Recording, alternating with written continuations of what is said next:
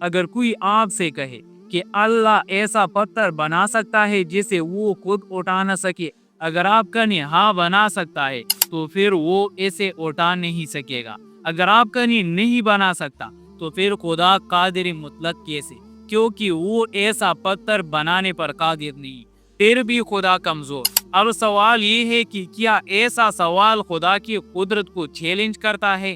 تو جواب نہیں، کیونکہ یہ ایک فکری مغالطہ ہے۔ آج ہم اس مغالطے کو جڑ سے سمجھیں گے۔ یہ سوال بظاہر سادہ لگتا ہے، مگر حقیقت میں یہ منطقی تضاد پر مبنی ہے۔ یہ ایسا ہی ہے جیسے کوئی پوچھے کہ کیا اللہ ایسا مربع دائرہ بنا سکتا ہے؟ کیا اللہ ایسا اندھیرا سورج بنا سکتا ہے؟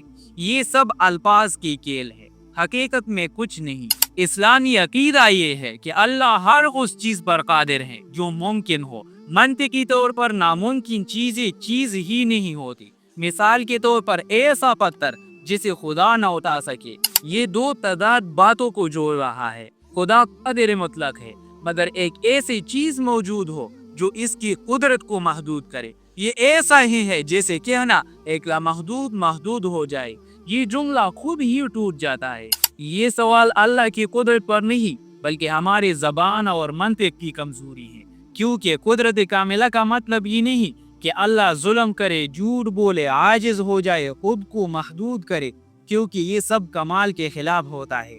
اللہ کا عاجز ہونا ایک نقص ہے اور نقص کمال کے خلاف ہوتا ہے۔ اسی طرح متکلمین نے یہ واضح کیا ہے کہ اللہ کی قدرت ممکنات سے متعلق ہوتی ہے، محالات سے نہیں۔ محال اور وہ چیز ہے جو منطقی طور پر ہونی نہیں سکتی۔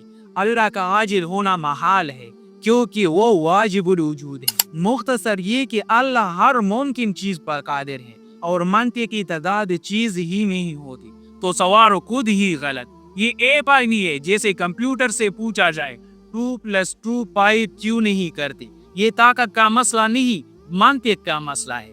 تو لہٰذا اگر کوئی آپ سے پوچھے کہ اللہ ایسا پتھر بنا سکتا ہے جسے وہ خود اٹھا نہ سکے، تو آپ مسکرا کر کہیں آپ نے سوال نہیں بنایا، تضاد بنایا۔ یہ اللہ کی قدرت پر سوال نہیں، آپ کی منطق پر سوال کا ہوتا ہے۔